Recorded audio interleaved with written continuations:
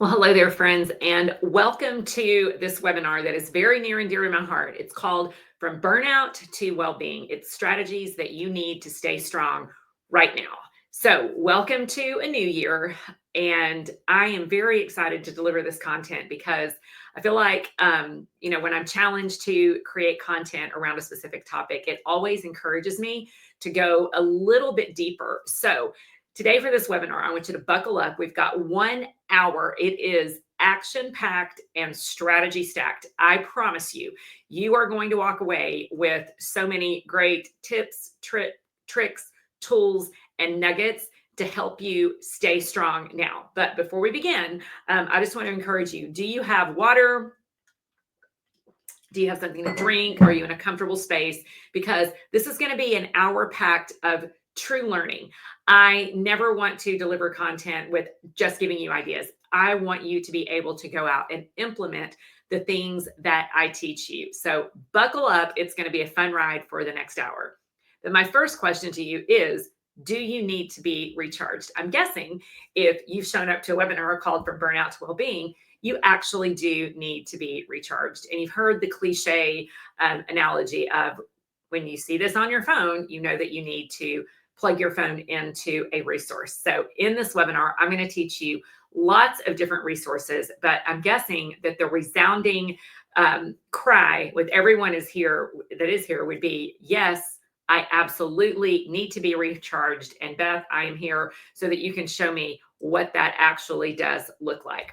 So if I am new to you, welcome. Again, my name is Beth Cannon. I am an early education business and leadership strategist. And so what does that do? How do I help? That is, if you are in early education, how do I help you?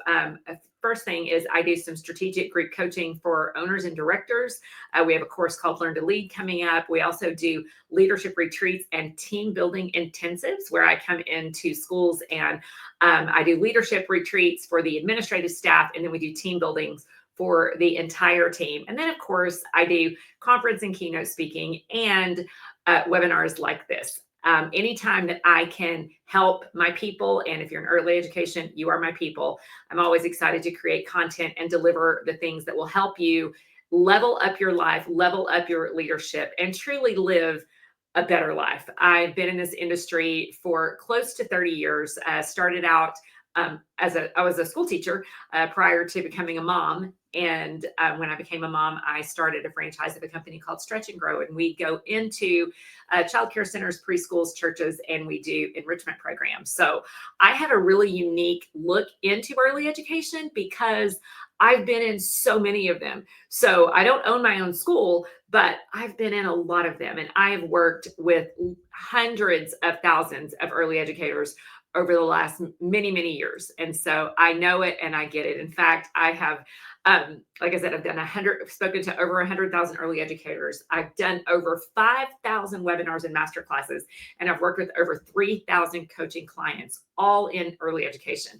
So if I'm new to you, hopefully I can teach you some new things. If I'm not new to you and you've heard me teach before, you're going to see some similar content pillars to the way that you see me teach. I hope to inspire you and encourage you and give you some better ways to do life and work. There's a few reasons that my students work with me. Number one, I know a massive hack. If you know me, I'm an efficiency freak. If I can teach you a hack, I want to do that. If I can teach you to maximize your time and your impact, I'm here for it. If I can help you achieve real change, and that is what today's webinar is going to be about, is truly achieving real change. I want to help you with that. I want you to be inspired. I want your team morale to be boosted. And more than anything, I want you to be able to connect with like-minded people. So you are on this webinar with a lot of like-minded people. So what are we going to do? By the end of this training, I want you to have true clarity on what your values are, because what you value is going to determine what you do, especially when chaos hits. Also, I want to help you expand your capacity and truly stay connected to both yourself and your community. It's so important to find community. And then finally, I want you to connect the need for systems to create stability in your operations. Your systems are going to absolutely save you when chaos hits. And friends, I have lived this, and I'm excited to share with you what I have lived and what I have learned. Now, I want you to be able to download a guidebook. So if you have your phone, you can go ahead and scan that QR code, or if you go to habitschallenge.bethcannonspeaks.com, you will be able to download this workbook. It is almost 20 pages of strategies and tips, a little bit of a guidebook for today's webinar, but it's your guide to thrive in 2025. You know, my word of the year is thrive. And so I'm writing at that on the top of my journal every single day. I'm a big journaler, and so I write, you know, January, whatever the date is, 2020, thrive. And so that's my word of the year. And so that's my focus. So there is a guidebook for this session. So if you go, you scan that code, it'll take you directly to this guidebook. You'll be able to download it and work with it as we work through this webinar. Like I said, we've got an hour, so I want you guys to buckle up as we begin. Turn off all of your distractions. I've already had you scan that QR code. I'm not going to give you any more codes to scan. If you're on your computer, great. If you're on your phone, I just want you to listen. Turn off those distractions so that you can get everything that you need to get out of today's webinar. So I want to start with where you are and assess where you are. And I want to be a little bit vulnerable and tell you this was a hard webinar to create because 2024 was such a challenging year for me. The word that I chose was joy, because I knew I wanted to experience more joy in life. And 2024 ended up being one of the hardest seasons of my life. And I felt like I was drowning both personally and professionally. If you know me at all, or you're on my email list, you've seen that back in January of 2024, my first cousin, Betsy, who is my best friend in person in life, was diagnosed with ALS. And if you know anything about ALS, Lou Gehrig's disease, they tell you immediately it's terminal, it's not treatable, get your affairs in order. And 2024 was spent taking care of her for the 7 months that she survived this terrible and debilitating disease. So not only was I, and she was, 1,000 miles away from me. So not only was I struggling with a new leadership team in my company, I had a leader for 15 years who had some life changes and moved out of state. I was really struggling hard to lead my leaders, to lead my team, to do my business, to do my life, and to process the loss of my person in life. And so what I learned is that when your capacity gets limited, sometimes it's really hard to do life. So if you're in a season to where your capacity is limited, I have some information for you today that may help, because I can tell you, you can hold really hard tragedy, profound, and for me, debilitating grief in one hand, and still find joy and happiness and purpose and hope in the other hand. So in the midst of this terrible grief, I found out that my daughter is going to be expecting her first baby, which is going to be my first grandchild. So lots of challenges, but yet also lots of joy ahead. So if your 2024 felt like you were swimming through mud or drowning, I'm hoping that as you look forward into the new year, you're going to see a better path, and hopefully I can help you carve that out. But what I want to remind you is this: there is a path to healing. I truly believe that there is a path to healing. But my question for you is, are you ready to do the work to be well? A lot of people want to be healed, but they're not willing to do the work to be well. And this webinar is going to give you lots of ideas and strategies to work. So like I said, if you want to go to habits.challenge.bethcannonspeaks.com, that's going to give you a guidebook to this. But as you're sitting on the precipice of a brand new year, you're going to have a lot of opportunities. You're going to have a lot of doors to walk through. You are going to need to do whatever it is that you do to get discernment, to be able to move forward into a new season, to know which door to walk through, to know that once you've walked through that door, what's your role in that? So every new year presents challenges.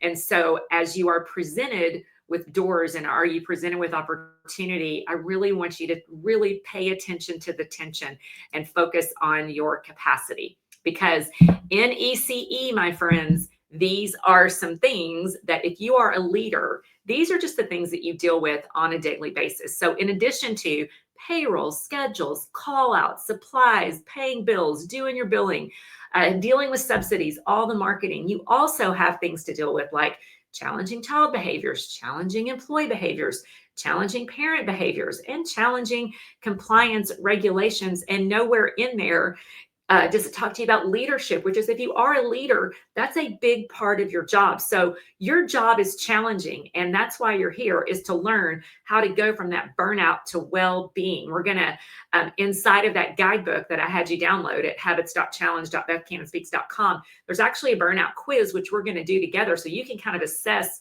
where you are. I think it's really important to pay attention to where you are now so that you know where you want to go in the future. So if you have been listening to, you should be exhausted, you should be burnt out. It's no one's coming to save you. There's no employees. The workforce is down. The economy is terrible. If you've listened to all of those things, then no wonder you've been struggling, and maybe no wonder you feel burnt out. So I'm hoping to take you into this journey with me. I can share some tips and tools for some things that have helped me really get to a better place of well-being through a really hard season of burnout. And I'm not quite sure that I'm there yet, but I know that I am learning. And I know that it's really important to pay attention to what does it feel like to become resilient. Resilient just means to bounce back. I want you to bounce back stronger. So it just means to be able to withstand or recover quickly from difficult conditions. As a leader, you don't have a lot of time to wallow in your pity or sit in your grief. And sometimes that's hard because it's hard to move through, some the kind of grief that I've experienced, maybe the kind of grief that you're experienced, but the ability to recoil and spring back, right? Workplace resilience is simply the capacity for you to withstand, bounce back from, and work through the challenging circumstances at work events. And if you are in leadership specifically, you may not have anyone to lean on. Hopefully you've got a team that can kind of help you out. But your ability to say, this is hard, and to launch yourself into doing the hard things is going to show you what you are made of. So what I would love to do at this time is for you to assess where you are so that you can take better action toward a better you. So if you printed out your guidebook, I've got a few questions for you. And again, if you haven't done it yet, you can scan it right there. It's habits.challenge@bethcanspeaks.com.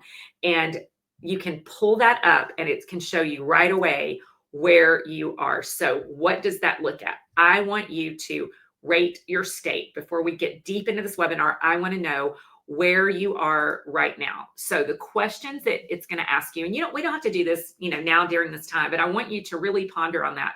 What did you tolerate in the past year that you are going to refuse coming into this year?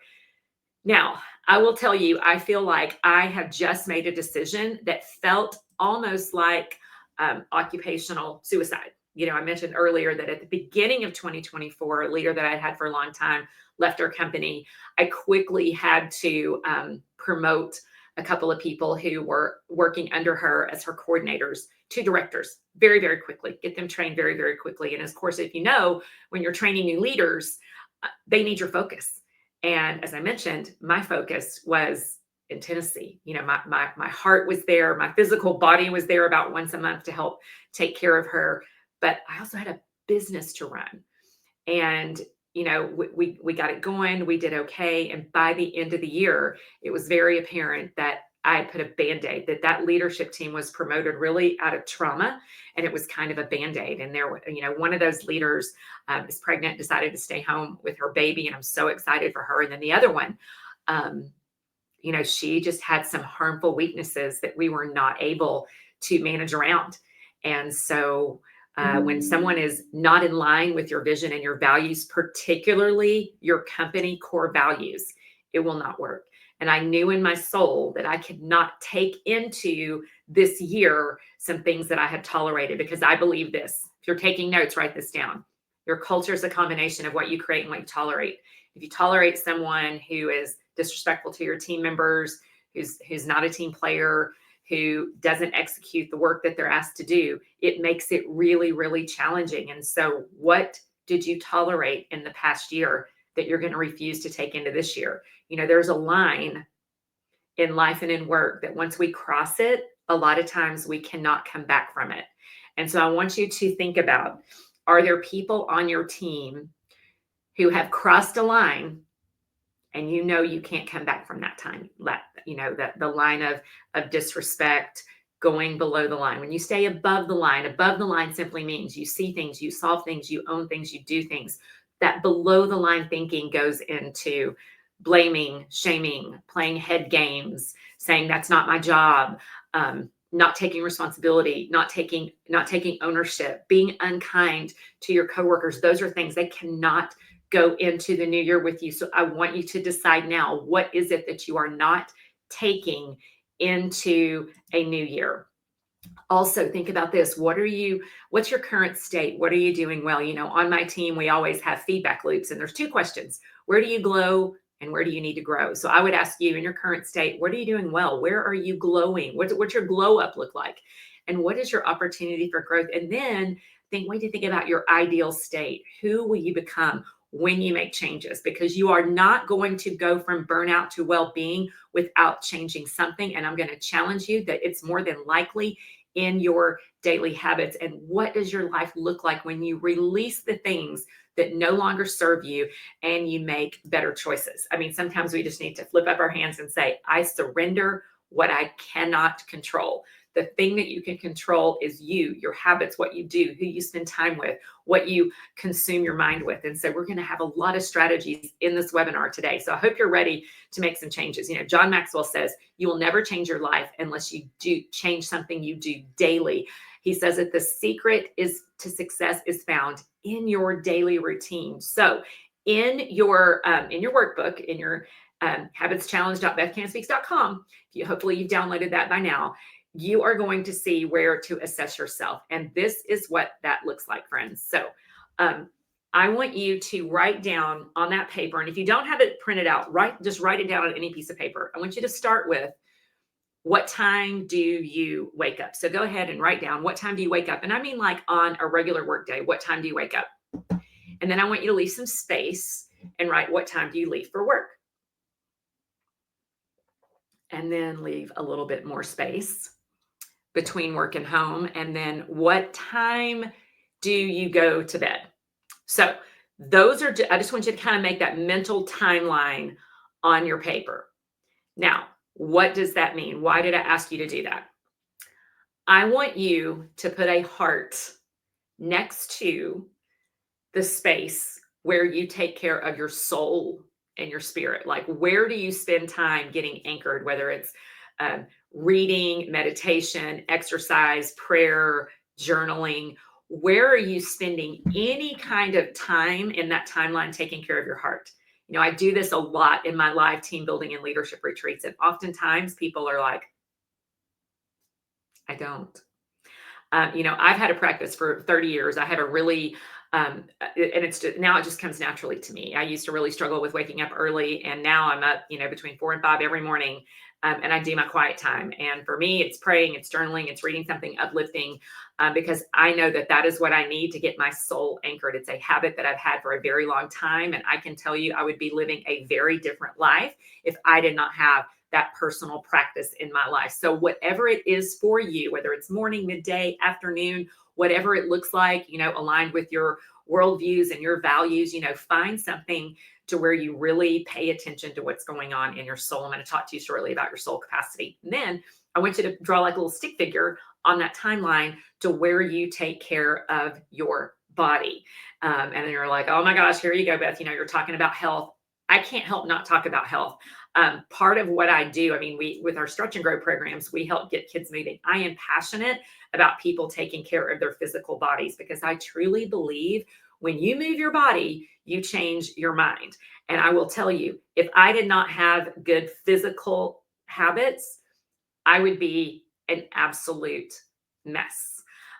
Because I know that when I get outside and I breathe some fresh air and I move my body, it really helps me to feel better. It increases my capacity so that I can do the things that I'm called to do and the things that I love to do, which is serving you guys. So, are you taking care of your physical body? No one is coming to save you. You get one body. Take care of it. take care of that body. So I would just encourage you that the success, if you want success, the secret to success truly is found in that daily routine, because your actions will tell you what you value. So my question to you is, what do your actions say that you value? Like if you look back on that sheet where I just had you go through your timeline, hopefully you will see that you value taking care of you, taking care of your body, taking care of your mind, taking care of your soul, taking care of your spirit. I hope that you value that. If not, I would encourage you, it's time to just make some small tweaks. And I promise you, in this hour that we have together, I'm going to give you a lot of ideas and a lot of strategies on what that looks like.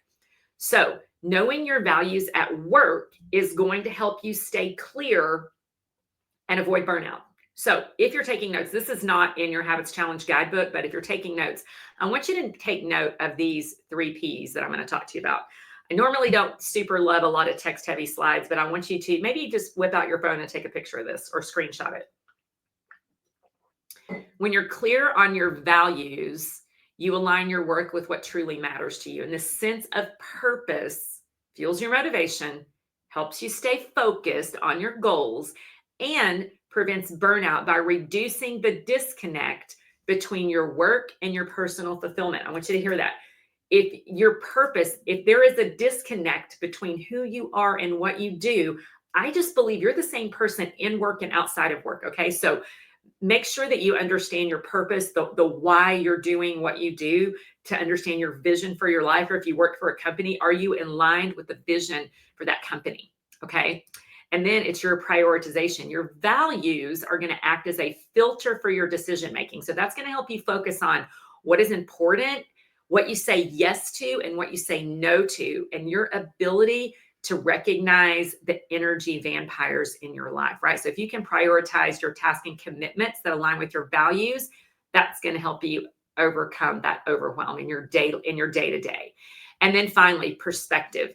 Knowing your values gives you a grounded perspective and helps you navigate challenges with both resilience and confidence, right? Resilience is the ability to bounce back. And when your things come up, your values are going to serve as a guide. It's going to serve as a compass so that you know where to go. That's what part of this webinar is about. It's about understanding that your values determine what you do. What you value determines what you do. Okay, so hopefully that is a little bit helpful in you just kind of clarifying that. And I'm sure that you knew that, but if you didn't know that, maybe sync on that slide for a little bit longer. Because sometimes when you're trying to avoid burnout, sometimes we don't have our priorities in whack, we do get burnout. There is a difference in stress and burnout. I want to make sure that we get that, because sometimes we confuse the two. So stress is simply like overengagement, like you're anxious, you're stressed, you're overreactive. There's this urgency, maybe it sucks your energy. The primary damage is physical, right? Stress could prematurely kill you with cortisol being released into your body. Cortisol is the stress hormone. It creates an acidic environment in your body that causes things like cancer, hypertension.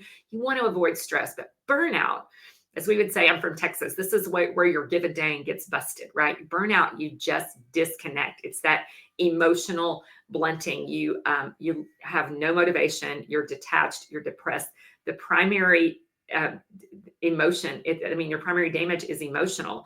And it just makes you feel like life is not worth living. So we've got a little burnout quiz coming up. If you're really and truly just feeling burnt out, I want to encourage you to get some help. And I'm a big fan of help. I have a good friend that is a therapist, and when I need a check-in, she is faithful to connect with me and help me get anchored to the things that are important, because sometimes things are really hard. And if you had a really challenging season as I have, it can be hard.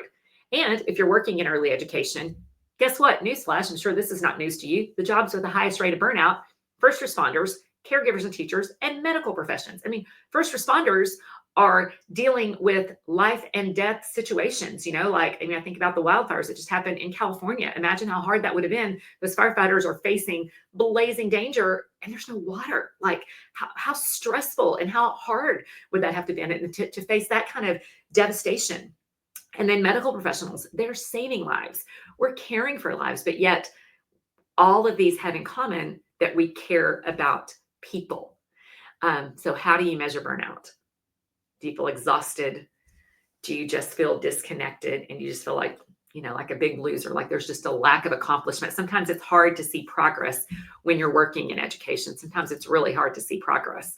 So I want to just encourage you to think about where you are with burnout. It's funny. I'm gonna tell a story. I'm here in my office, and a friend of mine got this pack of smokes from her mother-in-law, and I don't really smoke, but it is an actual legitimate prop.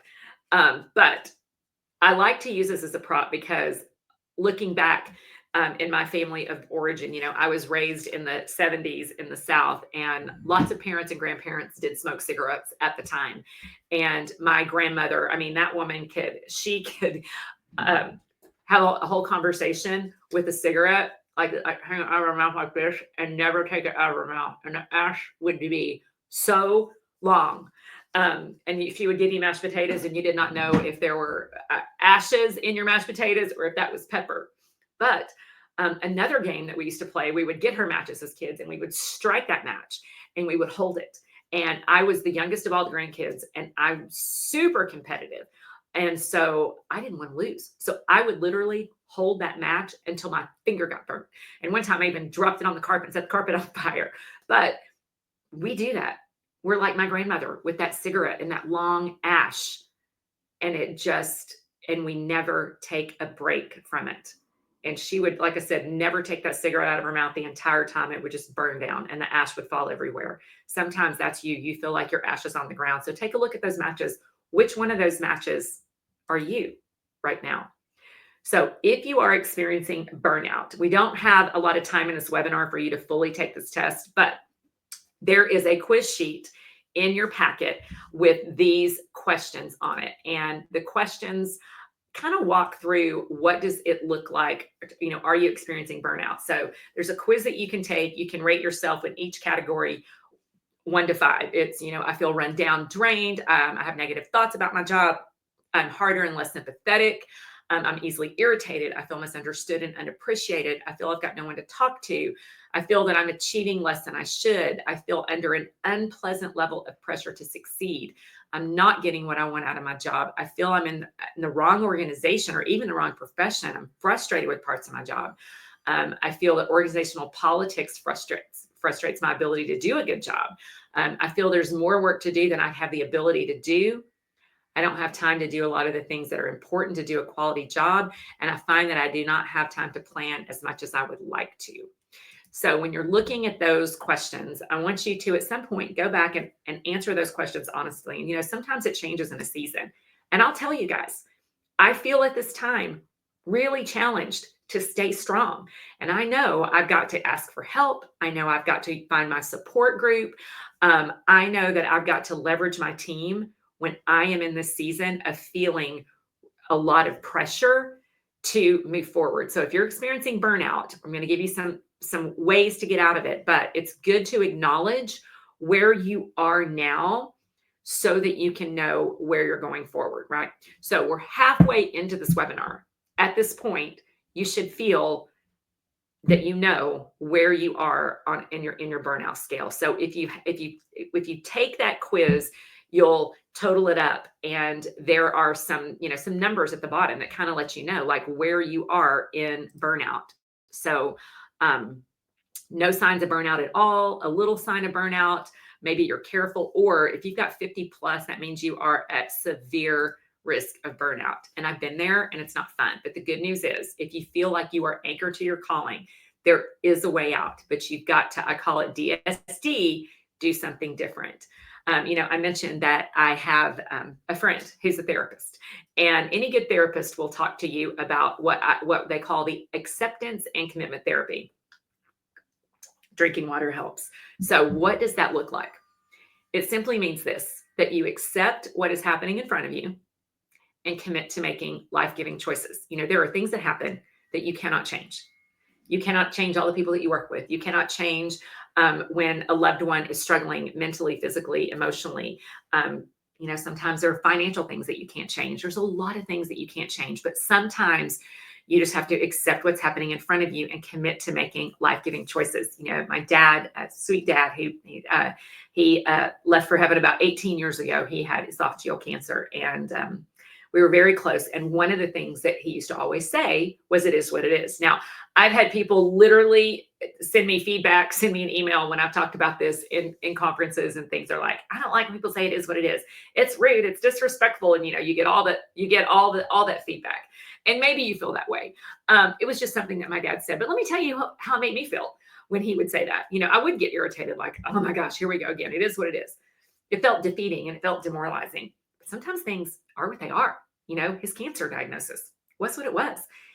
He could say, I accept this. I'm gonna walk through this with grace. I'm gonna do the things that I need to do before I leave this earth, and I'm gonna commit to making life-giving choices. And I watched my cousin Betsy do this same thing. With ALS, it's with cancer, at least you have hope, right? That something can change, that you can be healed in most cases. There's no hope for someone who has ALS. There's no treatment that really helps. There's no cure. Your body just slowly dies until you can't breathe anymore. And but she did it with such grace, and to be able to watch her do that, it was hard to accept. But we did commit to making life-giving choices, and we did commit to making the best of things. And that's an extreme example. Hopefully you're not facing something that's that extreme. But when you're looking at the things that are burning you out, what life-giving choices can you make to help you process through and get through this season to get from burnout to well-being? I have found that a lot of times it is in your habits. Craig Groeschel is one of my favorite leadership podcasters and authors, and he has a book about habits.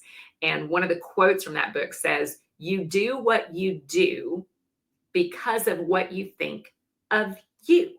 Your self-identity is a primary reason that you make the decisions that you make." So if you want to be a healthy person, you are going to make healthy choices that feel hard, but you can do it, right? If you want to have better mental health, you're going to have to think about the things that you consume in your mind. If you want better physical health, you have to think about the things that you consume through your mouth. And so you do what you do because of what you think of you. And I want to ask you, friend, do you feel worthy to make better choices going into a new year?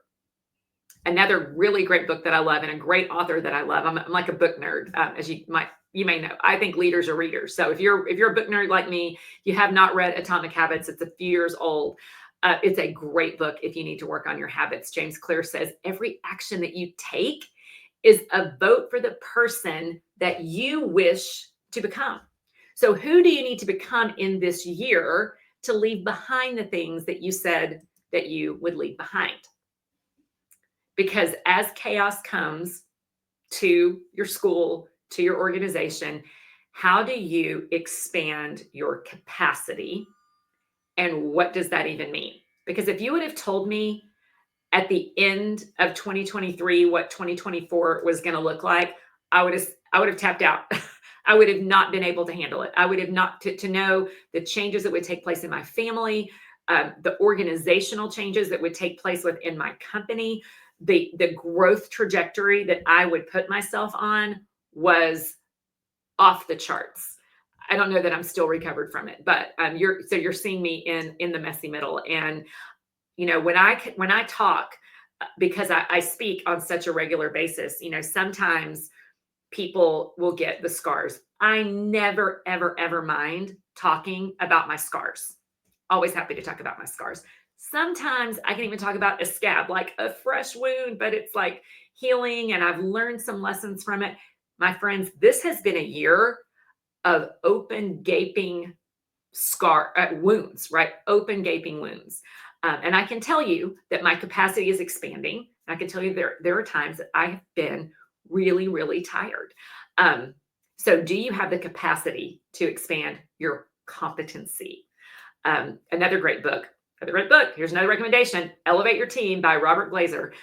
He says that a core principle of capacity building is the idea that each of us is the same person at work as they are outside of work. Yes, that means you have to take care of you before you get to work, because I promise you, there are going to be things at work that will steal your peace, that will hijack your happy. And if you are not prepared for it, you're going to get knocked out. And I don't want you to get knocked out. So, what is capacity building? What does that look like? Capacity building is simply this: it's an ongoing process that aims to maximize your leadership potential. Okay. So, it's an ongoing process. That means you don't get to capacity and you're done. That means that your capacity is ever expanding. It's not like you're a balloon that once you get full, you're going to explode. No, no, no, no, no. You are going to continue to level up. You're going to improve your leadership effectiveness and ultimately drive success for yourself as an individual and for you at work. So that means that you have the ability to grow and expand, but it doesn't happen in a vacuum. It happens when you are intentional about these things. So, what are the components of capacity building? There's 4 of them. Again, this is not in your notes. So if you're taking notes, I want you to take some notes about what those 4 components look like. Again, this comes from Robert Glazer's book, Elevate Your Team, and emotions, mind, body, and soul. So let's break this down. What does this look like? Your soul. Are you clear about what you value most and what your strengths are? Like, when you look at your worldview, whether you're a spiritual person or not, whether it's God, a higher being, a universe, something bigger than you, or just your emotions, right? Your emotions and who you are. Do you use that knowledge to lead authentically? And are you aware of your personality pitfalls? I'm a big believer in personality tests, right? I mean, I love the Enneagram. We have an Enneagram test on my website, bethcannonspeaks.com/Enneagram. I love the Enneagram. There's 9 different numbers. It tells you that there's 9 ways that you can see the world. I use it in my onboarding with my team. I want to know what everyone's lens is, because I sometimes need to adjust. If there's someone who is an 8, for example, they're a challenger. They need that information. If they're a 1, for example, an informer, a reformer, an improver, a perfectionist, I better have all my stuff together and I better look organized, because they may feel unsafe with a leader like me who is a 3, who's a visionary, who's an achiever. I'm a big picture person. I don't focus as much on the details. Now I've got an operations director who's great with the details, but I'm not good with details. I like a big picture. I like pretty things.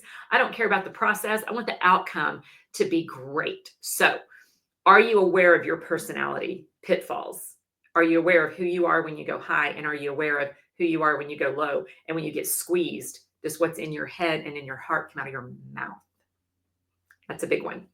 Okay. Next, it's in your mind, right? So, in your mind, how do you think, learn, plan, and execute with discipline? Remember, John Maxwell said, the secret to success is found in your daily habits. Are you increasingly getting more done in less time and building the skills to achieve those goals? And are you consistently able to learn, grow, and accomplish what you want to do every day? Are you constantly struggling? That is your mind. That is the ability to grow. That's being growth minded. If you're constantly weighed down by things, you're never going to expand that capacity, right? If you've got that below the line thinking, that means it's not my fault, it's someone else's fault. We blame, we shame, we play head games. It's somebody else's responsibility. We gossip. That's just like below the line thinking. From an executive coaching perspective, you are a leader who thinks above the line. Your mind has to stay up here, because if you go low, you're never going to expand your capacity. You are going to stay stuck. You're going to stay stuck at work. You're going to stay stuck at home. You're going to stay stuck in your leadership. You're going to stay stuck in your growth. You're going to stay stuck in your profession. I want you to expand your capacity in your mind, because I desperately don't want you to be stuck. And then your body. Okay, here I go preaching again. I am passionate about this. I've been a group fitness teacher since I was 17 years old, and I still to this day teach one hot yoga class on a Saturday, because number one, it gets me to the gym, but I love bringing people to a place to where they feel strong, a place to where they feel that strength. And I think I get such a high out of teaching people who show up ready to work, because they're going to put the work in. And I know if they put the work in, they're going to see results. Do you believe if you put the work in, you're going to see results? So, do you effectively manage your energy? Or are you constantly sleep deprived, stressed out, and burned out? And have you built the resistance and stamina to excel or not? Okay, guys, this is a crazy thing. I actually saw this on TikTok. I wake up in the middle of the night and I can't go back to sleep. And it's extremely frustrating. Like if I open my eyes, I'm like, oh gosh, please let it be in the four. If it's in the fours, I can handle it. But if it's in the ones, twos, or threes, I'm going to be so tired. So this is what you do. I'm going to show you. So if you're multitasking, come back. You want to hear this. With your eyes shut down, you wake up in the middle of the night. This is what you do. You look up, you look down, you look one side, other side. You roll your eyes this way. You roll your eyes that way. And then you cross them. You do that twice. I've yet to make it through the second cycle.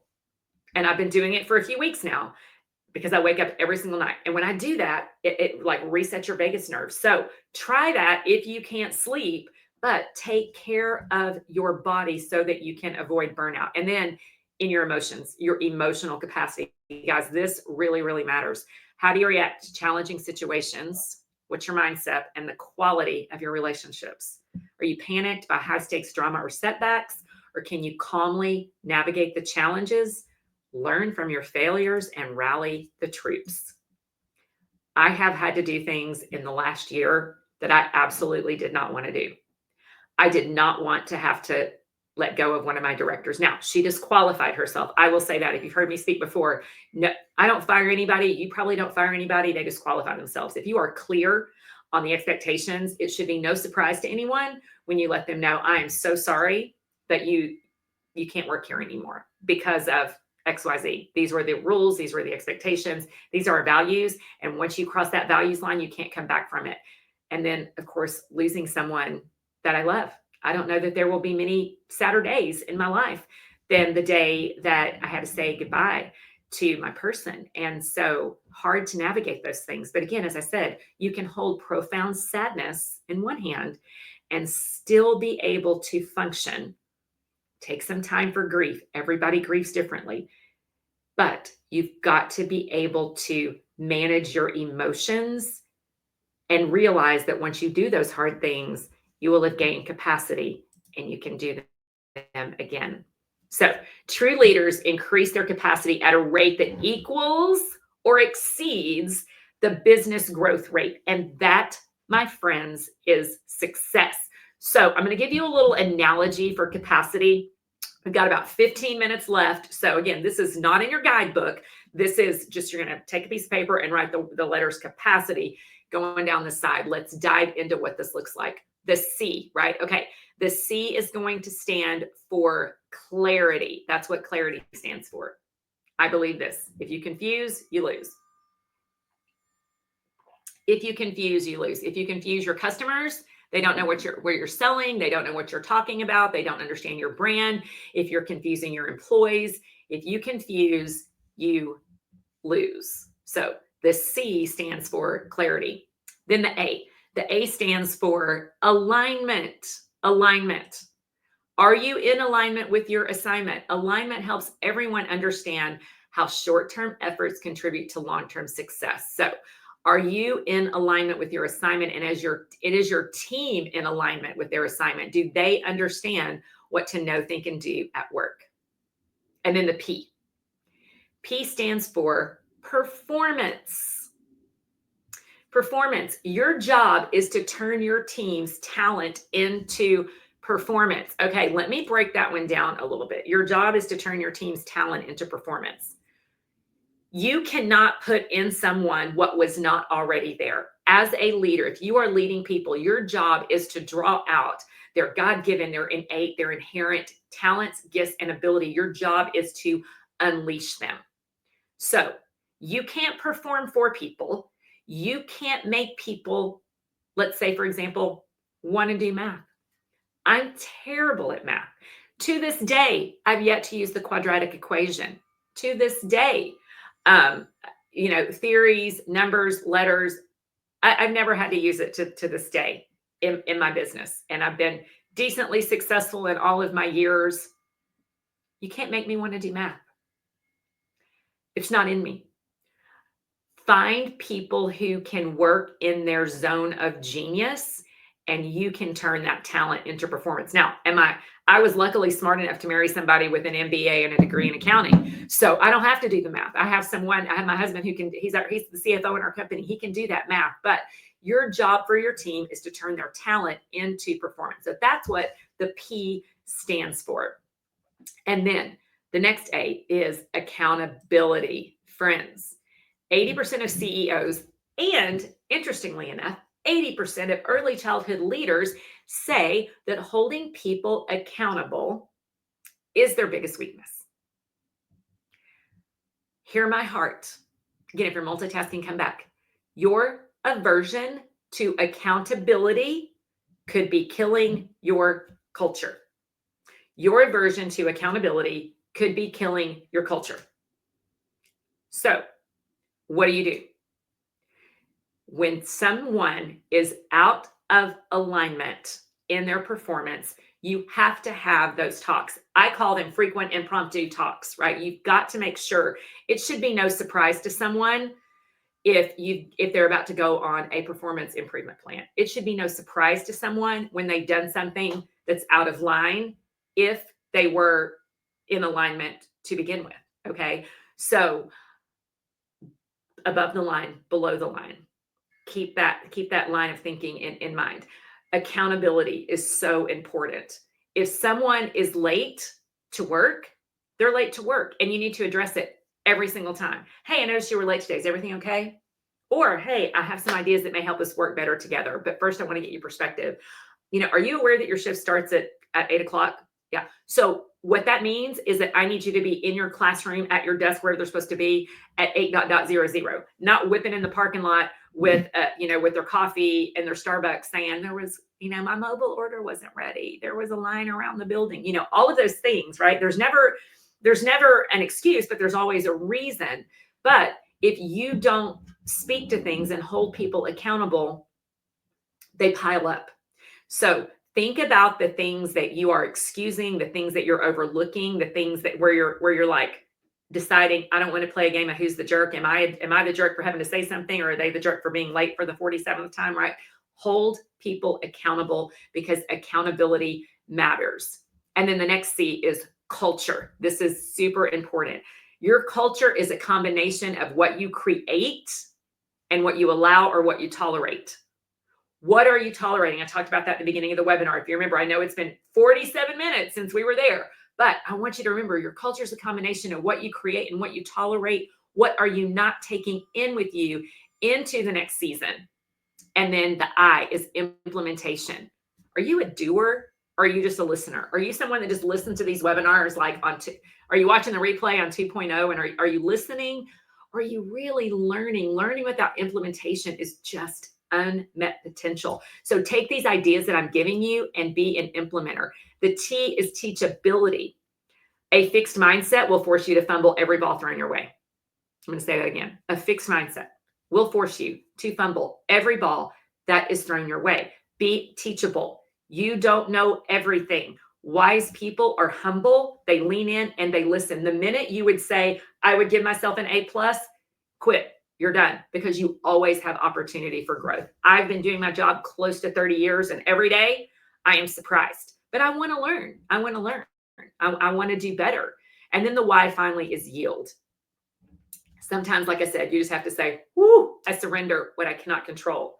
And at that point, you do whatever it is that you do to get discernment. Maybe you pray, maybe you've got some wise counselors or advisors or people that you know that trust, that have your back, that have aligned values, or maybe you go back and read, and you go back and you seek and you find that information. But whatever it is that you do to get discernment when you've got to make hard leadership decisions, be intentional and be wise. Sometimes you can always go with your gut, but generally, sometimes what's in your head may not need to come out of your mouth. Think about that. I want you to choose discipline every day. What is a habit that you've tried to start or stop multiple times but failed? What is a habit? I think about my sweet Dee Dee, my grandmother. These friends right here, she did not She lived a long time, but let me tell you something. She did not live well. I mean, she had emphysema, which I think is COPD now. She just didn't live well because she did not take care of her body.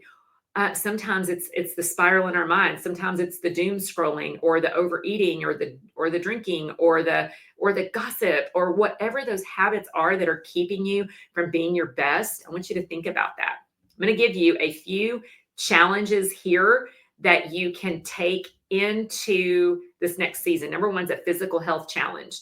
And in your workbook, you've got a few statements I'd like for you to make. But think, like, what can you do to commit to moving your body for 30 minutes a day? 30 minutes a day. It can be 10 here, 10 here, 10 there. Think about the things that you enjoy doing. And then the healthy eating challenge. Can you eat with intention? Write down 5 healthy foods that you could try, or could you use a smaller plate or a smaller fork? That is definitely one of my hacks. I don't love, restricting food or things like that. But I know if I can just give myself a little bit of something, that may satisfy. And I know that if I have a smaller plate or if I use a smaller fork, I know I'm going to eat less. And so then I can practice some portion control, and then drink water. All right. And then your soul health challenge. Can you commit to any kind of quiet time once a day? I talked to you about your timeline, which I know seems like a long time ago. We had that timeline. Think about where can you have a quiet time to take care of your soul, whatever that looks like for you. So when you make a choice, you essentially and subconsciously ask yourself some questions. Who am I? What kind of situation is this? And what would someone like me do in this situation? So for example, if you're a leader, and let's say you're trying to not get involved and be a part of the daily drama at your school. Who am I? I'm a leader. What would a leader do in the situation? A leader is going to think above the line. A leader's not going to go into gossip, backbiting, taking sides, divisive conversations. So what would someone like you, if you're a leader and you're a uniter and you're not a divider, what do you do in this situation? You take the high road. You choose to lean in. You choose to listen. You choose to show people that they are seen, that they are heard, and that they are valued. And you don't become that divisive person. If you're a healthy person, who are you? You're a healthy person. What kind of situation is this? It's the Luby's buffet. What do you choose, right? If someone like me, if I'm a healthy person, I'm going to choose that Jell-O is not a side. I may skip over the dessert. I may choose, a piece of baked chicken and not a piece of fried chicken. So those are some healthy choices that you can make. So in your guidebook, and we're almost done, guys. In your guidebook, it says what you aren't changing, you're choosing. What you're not changing, you're choosing. And that's hard because sometimes I don't choose healthy things for myself either. Sometimes I choose to, instead of, getting on and answering emails and handling some hard things or having a hard conversation. Sometimes I'm like, oh, I'm just gonna look at Instagram for a little bit, or I'm gonna go work on creating new content because that brings me joy. I love to create, or I'm just gonna go for a walk when I know I need to get this work done, or I know I need to confront the situation. What you're not changing, you're choosing. So I want you to think about these statements. If you're going to move your body, I want to blank so that I can blank. Maybe it's I want to, walk 10,000 steps a day so that I can keep up with my grandson when he's born, or, mold your mind. I want to blank so that I can blank. I want to spend 30 minutes in quiet time so that I can start my day with peace. Whatever it is that you want to do, you've got those options. So think about those statements in each category. Move your body, mold your mind, and pay attention to your time. Okay. And finally, the last thing, this webinar is not really about systems and strategies. I've got a leadership course that's starting in February. If you're watching the replay, you can go to bethcannonspeaks.com/learn to lead. And Learn to Lead is a leadership course that I do. And in that course, I teach early education leaders about how to lead yourself, your staff, and your school. But you must have a strategy for your systems. If I did not have good systems when I needed to be gone with my cousin, I would have not done well. We had systems in place so that I got the business out of my brain. And what did that look like? you had to have a strategy, right? A comprehensive plan to accomplish what you want to accomplish. You have to have policies, which are those guiding principles that helps you make logical decisions, and then procedures. What are your SOPs? What are your day-to-day tasks that take you there? So the biggest question when you're looking at doing this is, what has not having policies and procedures in place cost you? When has there been a time to where you needed a policy and you lost, or something good did not happen because you did not have a policy and a procedure in place? And the biggest question is, what does not happen if you are not there? So for me, I had to be gone a lot from my business this year. And what didn't happen if I'm not there? One-on-ones with my team, I had to pass those off. Scheduling, I had to pass that off to someone. There's things that only I can do, like only I can do the webinar. I can't have an assistant do the webinar for me. But what doesn't happen if you're not at work? And I want you to really think about that. If there are things that cannot happen if you're not there, I want to encourage you to start making standard operating procedures, so that, like if it's payroll, for example, if something happens to you, one of my clients had a stroke walking into the building. Luckily, she's fine, but she was out for 6 weeks. No one knew how to do the payroll. So it took a minute for her team to get paid. So CEOs, like I said, cite holding people accountable as their biggest weakness. But when it is done right, enforcing accountability leads to business outcomes and increased confidence for your employees. So if you have your policies and procedures written out very clearly, there's no room for error as to when people know what they need to know, think, and do. So what does your organizational strategy look like? Okay, so you've got your internal facing policies and your external facing policies and procedures. So when I say internal facing, I mean, what are the policies and procedures that you need your team to do? Then what are the policies and procedures that you need your customers to do? So make sure that those are really clear. That might be a good baseline for you to start out when you're taking a look at your overall organizational strategy, and who are your key people, like who are the key players in doing this. First of all, of course, it's your leadership team. They inform the strategy and create the policies and procedures. Then maybe it's your admin team. They create the systems and processes to enforce that. And then your staff, of course, your team has to have clarity around how to do it. And then your families have to have clarity to know what their role would be in that as well. So you've got to make sure that you're addressing all of your key people in order to move forward with that. So I believe that the success of an effective school boils down to 3 essential elements. That is leading yourself, leading your staff, and leading your school. Imagine what it would feel like if you had the courage and clarity and confidence to lead. Think about yourself, right? Your mindset, a lot of what we talked about today, your self-awareness, your habits, your time management. If you cannot lead yourself, friends, I believe you cannot lead other people. And then your staff, right? You coach them, you don't enable them. You hold them accountable, you delegate. And if your turnover is bad, there's a better way. I think people leave jobs for lots of reasons, but sometimes people leave because of the leadership. And then, of course, your school. You need systems. You need to be clear on your vision and on your values. You need to understand what your plan of growth is. And also you need to understand how to build enrollment, because one thing that we know for sure, kids age out of preschool, right? They age out of childcare. And in the end, I want you to know how to gain that courage, clarity, and confidence to lead. That is what my course, Learn to Lead, is all about. So if that's something you're interested in, again, we start a new cohort at the end of February. You can scan that right there, and you can go and learn about Learn to Lead, or you can shoot me an email. I'll be happy to send you some information about that.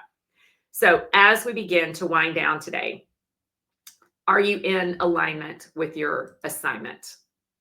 I would tend to say this: your joy is your job. And in your workbook, I've given you a joy list.